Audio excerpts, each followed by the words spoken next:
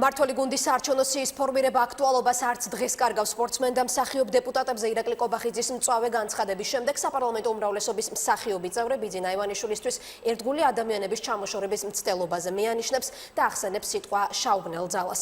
მედიის კითხვას არის თუ არა სოსო ჯაჭვიანის ამ განცხადების ადრესატი რესპუბლიკური პარტია, დეპუტატი ორაზროვნად პასუხობს. მმართველი გუნდის წევრთა ირიბი მინიშნებები კოალიციის შესაძლო დაშლაზე და რესპუბლიკელთა მომავალი მოსალოდნელია თუ არა მოახლოებულ არჩევნებზე კოალიციაში ცვლილებები. თემაზე ლევან კვატაშიძე მუშაობდა.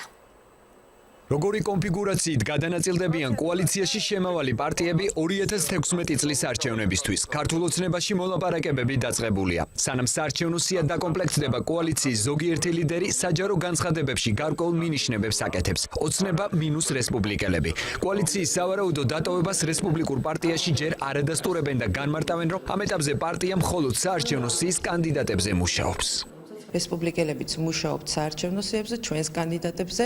ეს არის მუდმივი პროცესი პარტიაში, მაგრამ თვითონ კოალიციური პარტნიორები, რომელმაც საერთო კოალიციურ სიაზე უნდა ისაუბრონ, ამას სჭირდება მოლაპარაკებები. მეჭიაური რას იტყვის, ამას აბსოლუტურად არ აქვს მნიშვნელობა. ჩვენ ველოდებით ქართული ოცნებიდან უფლებამოსილი პირის, პარტიის უფლებამოსილი პირით განცხადებას და სერიოზულ მოლაპარაკებებს სწორედ ამ კოალიციურ ურთიერთობასთან დაკავშირებით. პრესაში გაკეთებული განცხადებების შემდეგ თამაზ მეჭიაური კიდევ ერთხელ მიანიშნებს კოალიციის სავარაუდო დაშლაზე. ქართული ოცნების წევრი ამბობს, რომ ერთიანი საარჩევნო სიების ფორმირება რომელიმე პარტიისთვის შესაძლებელია კოალიციის დატოვების საფუძველი გახდეს. ვიღაცას ექნება გაცილებით მეტი ამბიცია, ვიდრე მისი შემოტანილი წვლილია ამ კოალიციაში. რეაქცია იქნება ბუნებრივი, რომ რატო უნდა მივცეთ ვიღაცას მეტი მხოლოდ იმისათვის, რომ გაჩუმდეს და უბრალოდ ყველაფერი უნდა და რატო უნდა მოვიკლო მე